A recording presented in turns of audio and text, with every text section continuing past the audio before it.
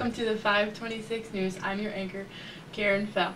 Our top news story this evening, a fight was started downtown by a man in a suit made completely out of mirrors. The police said the man apologized after having time to sit down and reflect. Now to my co-anchor, Woodrow, but don't have a paddle. Thank you, Karen. Actually, there has been a huge earthquake in Momentum. So. You're on the scene with Doug Fisher. And she was like, "Get off of me!" Dude, we're on! Thank you, Woodrow. Yes, I'm Doug Fisher here with Ceiling Fan, everybody. And as you know, there's been a massive earthquake here in Momentum. Our experts are telling us that the epicenter is located in Beaverville. Beaverville. Oh, anywho. Anyways, as you know, already I was here to follow up on the story of why there were dead sheep floating across the Kankakee River, and then wham! All of a sudden the ground started trembling like this, and I was like, whoa! Whoa! Anyway, our experts tell us that, our experts are telling us that on the Richter scale, it's about an 8.2, on the Mercalli scale, it's about a 9. And as you can tell, that's a very accurate fact there, because we have a building here that is fallen down, and its sides have fell outwards. And who knew that an earthquake could happen in winter? Wait, can you feel that? Can you feel that? It's an aftershock. It's an aftershock. Don't turn the camera off. Don't turn. Uh-oh, I think we lost Doug there. But anyway, we have an earthquake expert here. Arthur, any more donuts? To explain this natural power. Arthur? Thank you. Thank you. Yes, I am what people call a seismologist.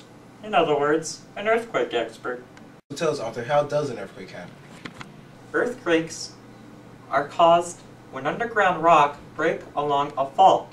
A fault, you may or may not know, is a place in the ground where rocks break or move. The sudden release of energy causes seismic waves, which cause the ground to tremble. You know, they make you tremble. And the most common fault, the strike-slip fault, is when two blocks or slabs of rock are rubbing against each other so that they may stick to an extent, so they don't smoothly grind.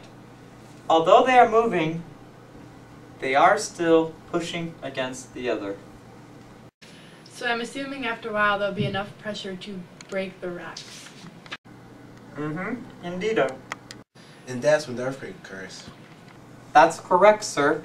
And they start moving during and after until they're once stuck again. Now keep in mind that there are three faults here. There's a normal fault, there's a reverse fault, and there's a strike-slip fault. Now, I brought these two plates from my own kitchen to demonstrate this for you. You get it? Plates? Going, we're talking about plates, and these are plates, and yeah, you get it. Well, the first one here would be a normal fault, and that's when two rock layers pull apart from each other with a lot of tension force there.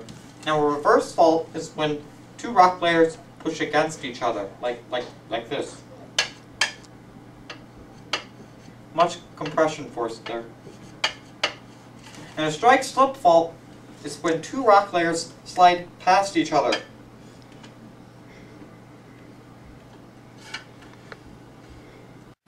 So what makes earthquakes shake the ground exactly? That would be, like I said before, seismic waves.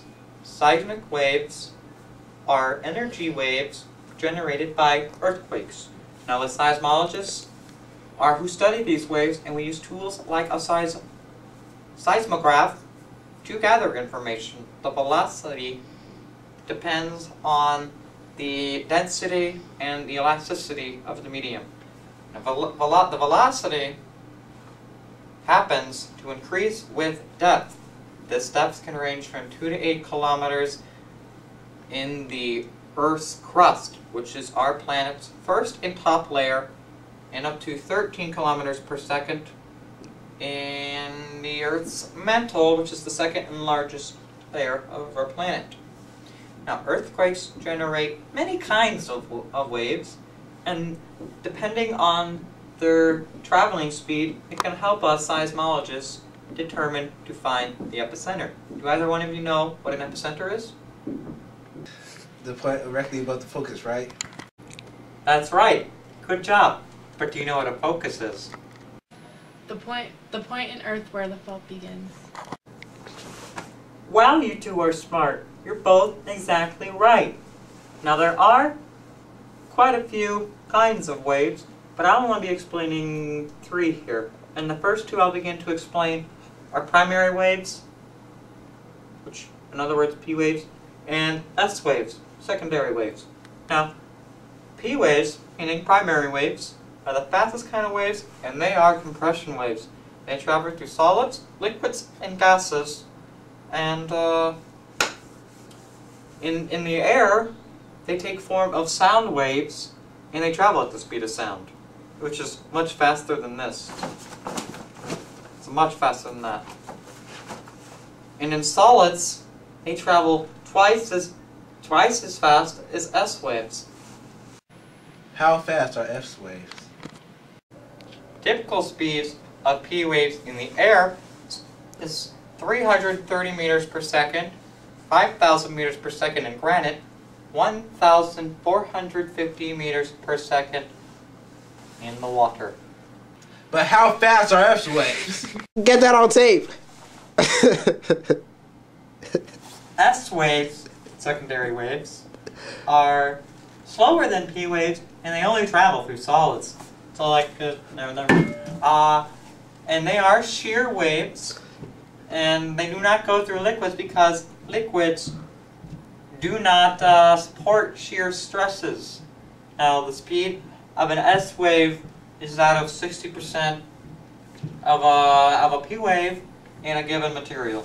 But how fast exactly? Moving on through surface waves. Surface waves travel on or just below ground level, and they are in rolling motion. Damages you commonly see on buildings or structures, like the one the man on the screen there showed us, are caused by these surface waves. They are slower than both P waves and S waves. And there are 2 types of surface waves, but I won't get into those. So I have a question. What exactly is the difference between the Richter scale and the Miracle scale? Oh, silly dolphin. Dolphins don't grow. Hey, over here. Oh. The answer to that is quite simple, Garafel. The Richter scale measures magnitudes, or sizes, of earthquakes, and magnitudes range from 1 to 10, although a 10 has never been recorded. On the Mercalli scale, that measures damages caused by surface waves, and those can range from 1 to 12. Well, that's all we have for the news tonight. Thank you for joining us, Professor Arthur Anymore Donuts. And thank you, folks at home. Join us again tomorrow, same time, same place. Good night, folks.